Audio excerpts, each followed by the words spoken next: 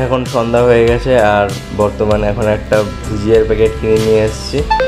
তো বেসিক্যালি এখানে শাহরুখ খানের ছবি দেওয়া আছে, এটা কিনলে পরে নাকি শাহরুখ খানের সাথে দেখা করার সুযোগ পাওয়া যাবে। তো তোমরা যাও কিনে নিয়ে আসো। অ্যান্ড কী বলবো, ভিতরে না একটা নাম্বার আছে, ডায়াল করো। যাই হোক, তো পুরোপুরি একদম একটা চা বানিয়ে সাথে ওটা দিয়ে খেয়ে পুরো শেষ করে দিয়েছি। এখন ফিরে আছি যে বৃষ্টি বাইরে, দেখি কখন বৃষ্টি কমবে আর বাইরে যাব।